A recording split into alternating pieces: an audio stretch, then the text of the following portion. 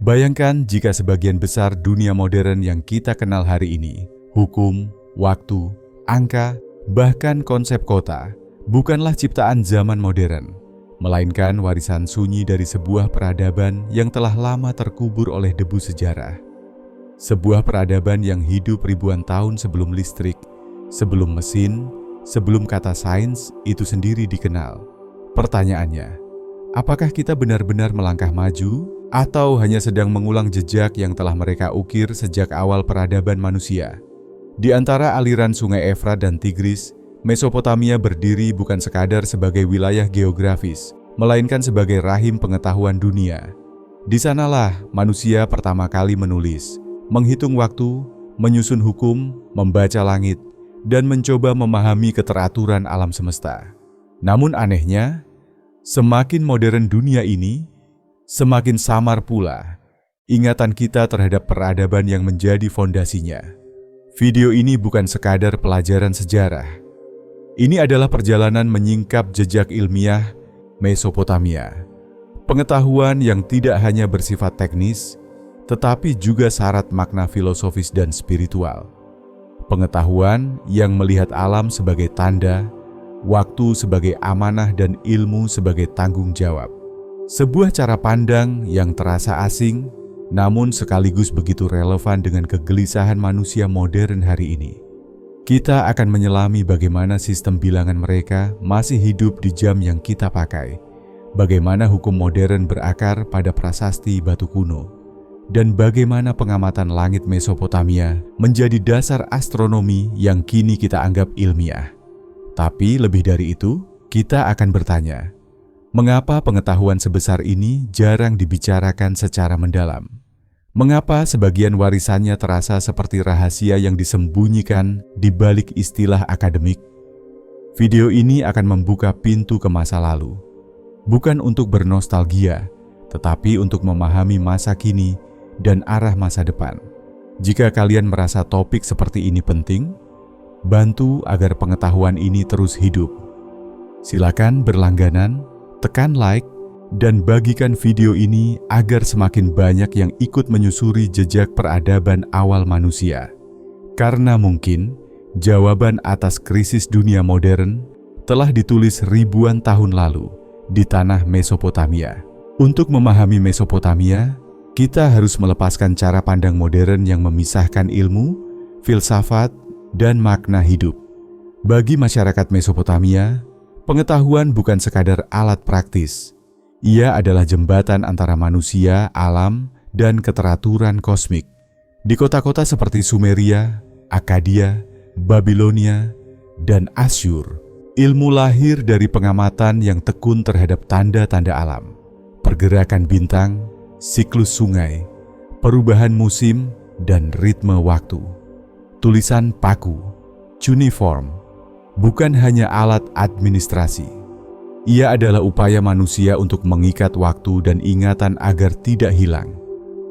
Di atas lempeng tanah liat, mereka mencatat hukum, doa, transaksi, hingga perhitungan astronomi. Disinilah kita menemukan salah satu gagasan filosofis terpenting, bahwa ilmu harus ditulis, diwariskan, dan dipertanggungjawabkan. Pengetahuan tidak boleh lenyap bersama kematian satu generasi. Secara filosofis, Mesopotamia memandang alam sebagai sistem yang teratur namun penuh misteri. Langit bukan sekadar ruang kosong, melainkan peta tanda. Bintang dan planet dipahami sebagai penunjuk waktu dan peringatan, bukan untuk disembah, tetapi untuk dibaca. Dari sinilah lahir kalender, sistem 60 seksagesimal, dan dasar-dasar astronomi yang kelak diwarisi peradaban lain. Menariknya, konsep ini menanamkan satu kesadaran penting. Manusia bukan pusat semesta, melainkan bagian kecil dari tatanan yang lebih besar. Hukum Hammurabi sering dipandang sebagai produk politik semata. Namun di balik pasal-pasalnya, tersimpan filosofi mendalam tentang keadilan dan keseimbangan. Hukum diturunkan bukan sekadar untuk menghukum, tetapi untuk menjaga keteraturan sosial, agar yang kuat tidak menindas yang lemah. Ini menunjukkan bahwa ilmu hukum di Mesopotamia lahir dari kesadaran moral, bukan hanya kekuasaan. Lalu mengapa pengetahuan sebesar ini terasa seperti terlupakan? Karena seiring waktu, ilmu dipisahkan dari maknanya. Saat pengetahuan Mesopotamia diwariskan ke Yunani, Romawi, hingga dunia modern, yang diambil seringkali hanya sisi teknisnya, angka, metode, rumus. Sementara dimensi etis dan filosofisnya memudar. Ilmu menjadi netral, dingin, dan terlepas dari tanggung jawab batin. Banyak naskah Mesopotamia juga hancur oleh perang, penaklukan, dan perubahan zaman. Sebagian lainnya terkunci dalam bahasa yang lama tak dipahami, membuatnya hanya bisa diakses kalangan terbatas. Akibatnya, warisan ini tampak seperti reruntuhan sunyi, padahal ia adalah fondasi tempat dunia modern berdiri. Sekarang saya ingin mengajak kalian terlibat langsung. Tulis di kolom komentar, video ini sudah sampai ke kota mana saja. Biarkan jejak pengetahuan kuno ini kembali berjalan, dari satu kota ke kota lain, dari satu kesadaran ke kesadaran berikutnya. Karena memahami Mesopotamia bukan sekadar melihat ke belakang. Ini adalah upaya mengingat kembali siapa kita dan dari mana fondasi peradaban manusia sebenarnya berasal. Sekarang kita mulai membedah inti warisan ilmiah Mesopotamia, bukan sebagai daftar penemuan, tetapi sebagai pola berpikir yang membentuk dunia modern secara diam-diam. Bayangkan manusia purba yang hidup di tengah ketidakpastian alam. Banjir datang tanpa peringatan, musim berubah tanpa kepastian, dan malam dipenuhi langit yang bergerak perlahan. Di hadapan kekacauan ini, manusia Mesopotamia tidak menyerah pada ketakutan. Mereka mengamati, mereka mencatat, mereka mencari pola. Dari sinilah sains pertama lahir, bukan dari laboratorium, tetapi dari kesabaran membaca tanda-tanda alam. Salah satu fondasi terpenting adalah konsep waktu. Mesopotamia mengembangkan sistem bilangan berbasis 60. Mengapa 60? Karena ia fleksibel, mudah dibagi, dan mencerminkan keteraturan. Tanpa kita sadari, sistem ini masih mengatur hidup kita. 60 detik dalam 1 menit, 60 menit dalam 1 jam, 360 derajat dalam 1 lingkaran. Setiap kali kamu melihat jam, sejatinya kamu sedang melihat warisan Mesopotamia bekerja dengan sempurna ribuan tahun kemudian. Namun bagi mereka, waktu bukan sekadar angka. Waktu adalah siklus, amanah, dan keteraturan kosmik. Hari, bulan, dan tahun disusun berdasarkan pergerakan benda langit. Dari sinilah lahir kalender, alat untuk menyelaraskan aktivitas manusia dengan ritme alam. Ini bukan sekadar efisiensi, melainkan upaya hidup selaras, tidak melawan tatanan yang lebih besar. Lalu kita masuk ke astronomi dan matematika. Orang Mesopotamia mencatat gerak planet, gerhana, dan posisi bintang dengan ketelitian luar biasa. Mereka tidak memiliki teleskop, tetapi memiliki disiplin observasi yang tajam. Setiap pergerakan langit dicatat berulang-ulang selama ratusan tahun. Dari data inilah lahir prediksi, bukan ramalan mistis, melainkan hasil pola yang konsisten. Menariknya, bagi mereka, membaca langit bukan untuk menguasai alam, tetapi untuk memahami batas manusia. Langit mengajarkan keteraturan, sementara bumi mengajarkan ketergantungan. Sebuah filosofi diam. Semakin luas pengetahuan, semakin sadar manusia akan keterbatasannya. Fondasi berikutnya adalah tulisan dan dokumentasi. Tanpa tulisan paku, tidak akan ada sains. Mesopotamia memahami satu hal penting. Ilmu yang tidak dicatat akan mati.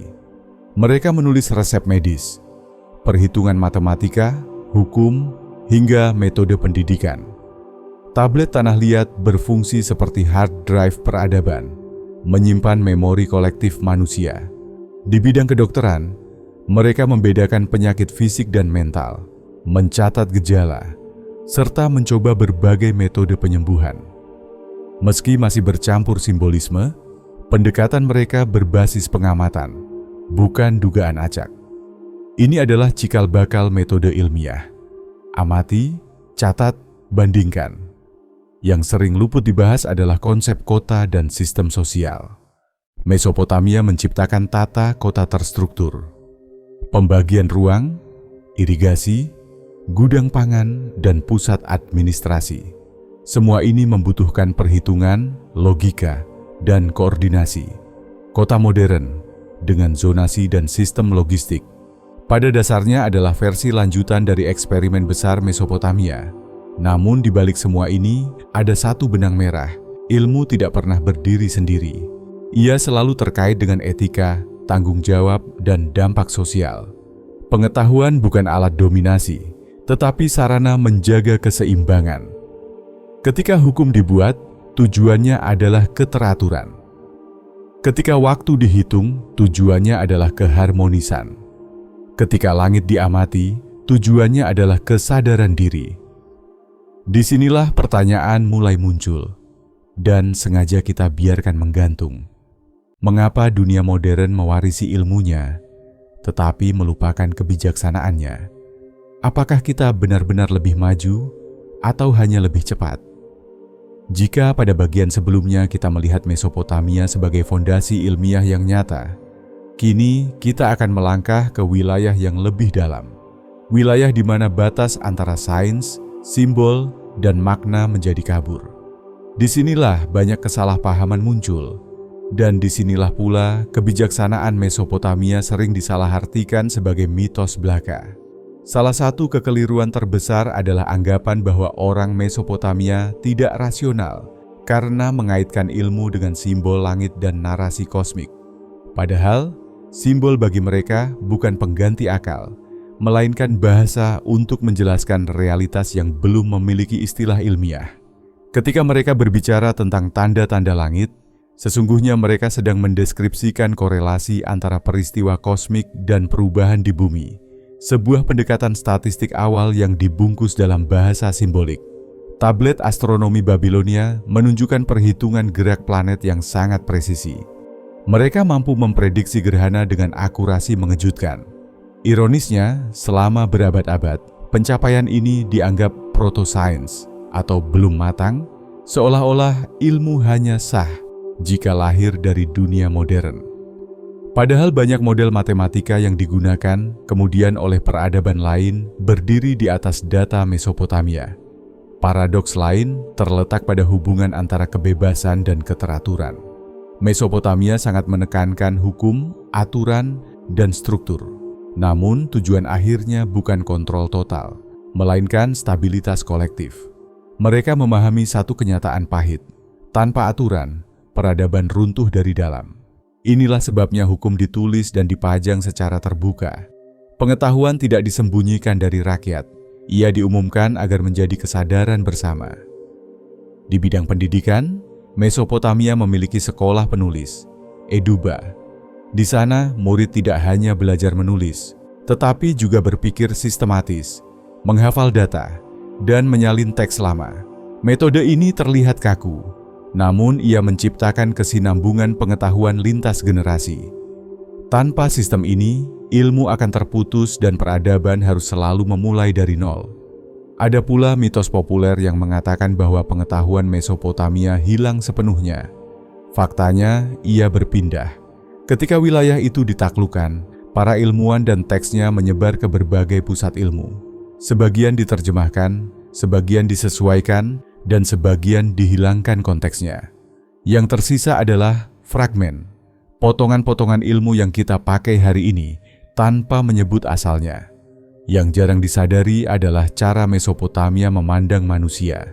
Mereka tidak melihat manusia sebagai makhluk yang sepenuhnya berkuasa atas alam. Justru sebaliknya, manusia dipandang rapuh, mudah lupa, dan membutuhkan petunjuk. Maka ilmu hadir sebagai pengingat, bukan alat kesombongan. Semakin tahu, seharusnya semakin rendah hati. Disinilah letak paradoks dunia modern. Kita mewarisi alat-alat ilmiah Mesopotamia, tetapi membuang kerangka maknanya. Kita menguasai waktu, tetapi merasa selalu kekurangan waktu. Kita membaca langit dengan teknologi, tetapi kehilangan rasa takzim terhadap keteraturan alam. Kita membangun kota besar, tetapi lupa bahwa kota diciptakan untuk kesejahteraan, bukan keterasingan. Beberapa fakta kecil namun penting sering terlewat. Pembagian jam kerja dan istirahat berakar pada kalender Mesopotamia. Konsep kontrak dan perjanjian tertulis lahir dari kebutuhan keadilan sosial. Standar ukuran dan timbangan dikembangkan untuk mencegah kecurangan, bukan sekadar efisiensi dagang. Semua ini menunjukkan satu pesan sunyi. Ilmu tanpa nilai akan melahirkan kekosongan. Dan mungkin inilah alasan mengapa warisan Mesopotamia terasa seperti bisikan. Ia menunggu manusia modern cukup tenang untuk mendengarkannya. Setelah menelusuri fondasi dan lapisan tersembunyi ilmu Mesopotamia, kini muncul pertanyaan yang paling penting. Apa gunanya semua pengetahuan ini bagi hidup kita hari ini? Jika warisan Mesopotamia hanya berhenti sebagai cerita masa lalu, maka kita telah gagal menangkap esensinya. Karena bagi mereka, ilmu selalu bertujuan untuk mengatur hidup, bukan sekadar memuaskan rasa tahu. Praktik pertama yang bisa kita ambil adalah kesadaran terhadap waktu. Orang Mesopotamia menghormati waktu sebagai siklus, bukan musuh yang harus dikejar. Cobalah latihan sederhana. Susun harimu berdasarkan ritme, bukan dorongan. Tentukan waktu tetap untuk bekerja fokus, waktu berhenti total, dan waktu refleksi. Jangan mengisi setiap detik dengan aktivitas. Dalam jeda, pikiran menemukan keteraturan. Ini bukan kemunduran produktivitas, ini pemulihan kesadaran. Kedua, terapkan kebiasaan mencatat. Tablet tanah liat telah berubah menjadi kertas dan layar, tetapi fungsinya sama, menjaga ingatan agar tidak larut. Biasakan menulis, bukan hanya target, tetapi pengamatan. Apa yang kamu pelajari hari ini? Pola apa yang kamu sadari? Masalah apa yang berulang? Dengan mencatat, kamu sedang membangun arsip pribadi, seperti yang dilakukan para penulis Mesopotamia untuk peradaban mereka. Ketiga, latih cara berpikir sistemik. Mesopotamia tidak melihat masalah secara terpisah. Banjir bukan hanya soal air, tetapi soal irigasi, kalender, dan tata kota. Dalam hidup modern, biasakan bertanya, jika satu hal berubah, apa dampaknya ke yang lain? Pendekatan ini membuat kita lebih bijak dalam mengambil keputusan, baik dalam pekerjaan, keluarga, maupun komunitas. Keempat, kembalikan etika dalam pengetahuan. Setiap ilmu yang kamu kuasai, teknologi, keuangan, komunikasi, tanyakan satu hal sederhana. Untuk keteraturan atau kekacauan? Untuk manfaat bersama atau keuntungan sempit? Mesopotamia mengajarkan bahwa ilmu tanpa tanggung jawab akan menghancurkan struktur yang ia bangun sendiri. Ada pula latihan reflektif yang bisa dilakukan secara rutin. Luangkan waktu malam hari untuk mengamati langit, meski hanya beberapa menit. Bukan untuk menafsirkan tanda, tetapi untuk mengingat skala. Langit mengajarkan keheningan dan keteraturan. Di hadapannya, ego mengecil dan pikiran menjadi jernih. Ini adalah latihan kesadaran yang sederhana, namun dalam. Hambatan terbesar dalam menerapkan kebijaksanaan kuno adalah ketergesa-gesaan. Dunia modern melatih kita untuk cepat, instan, dan reaktif. Mesopotamia justru dibangun di atas pengamatan jangka panjang, puluhan bahkan ratusan tahun. Maka jangan berharap perubahan besar dalam semalam. Konsistensi lebih penting daripada kecepatan. Kesalahan umum lainnya adalah romantisasi berlebihan. Kita tidak sedang kembali ke masa lalu, tetapi menyaring esensinya. Ambil prinsipnya, bukan bentuk luarnya. Yang kita butuhkan bukan tablet tanah liat, melainkan kedisiplinan berpikir dan kesadaran bertindak. Dengan menerapkan prinsip-prinsip ini, ilmu kembali menjadi cahaya penuntun, bukan beban. Hidup menjadi lebih teratur, pikiran lebih tenang, dan keputusan lebih bermakna. Pada bagian terakhir, kita akan merangkum semua perjalanan ini dan meninggalkan satu pertanyaan besar yang layak kamu bawa pulang jauh setelah video ini selesai. Kita telah menempuh perjalanan panjang, melintasi debu waktu, lempeng tanah liat, dan langit kuno. untuk menemukan satu kebenaran sederhana namun mendalam. Dunia modern tidak lahir dari ruang kosong. Ia berdiri di atas fondasi yang diletakkan ribuan tahun lalu oleh peradaban Mesopotamia. Fondasi itu bukan hanya berupa angka, hukum, atau kalender, tetapi cara berpikir yang melihat ilmu sebagai amanah dan keteraturan sebagai kebutuhan hidup. Mesopotamia mengajarkan bahwa pengetahuan sejati tidak pernah terlepas dari tanggung jawab. Waktu dihitung agar hidup selaras, hukum ditulis agar keadilan terjaga, dan langit diamati agar manusia ingat posisinya. Semua itu menunjukkan satu prinsip sunyi: semakin tinggi ilmu, seharusnya semakin rendah hati kesadaran manusia. Hari ini, kita hidup di era kecepatan dan kebisingan. Informasi melimpah, tetapi makna terasa menipis. Kita menguasai teknologi, namun sering kehilangan arah. Disinilah jejak ilmiah Mesopotamia kembali berbicara, bukan sebagai nostalgia, tetapi sebagai cermin. Ia bertanya pada kita, apakah ilmu yang kita miliki hari ini sedang membangun keteraturan, atau justru mempercepat kekacauan? Mungkin masalah dunia modern bukan kekurangan pengetahuan, melainkan keterputusan dari akarnya. Kita mewarisi sistem waktu, matematika, dan hukum, tetapi lupa ruh yang melahirkannya. Padahal tanpa ruh itu, ilmu menjadi kering, tajam, namun tak menuntun. Jika ada satu pesan yang patut dibawa pulang dari video ini, maka itu adalah ini. Kemajuan sejati bukan tentang sejauh apa kita melangkah, tetapi seberapa sadar kita melangkah. Mesopotamia telah memberi peta. Pertanyaannya, apakah kita mau membacanya kembali dengan jujur? Sekarang giliran kamu. Tulis pemikiranmu di kolom komentar. Bagian mana dari warisan Mesopotamia yang paling membuatmu berpikir ulang tentang dunia modern?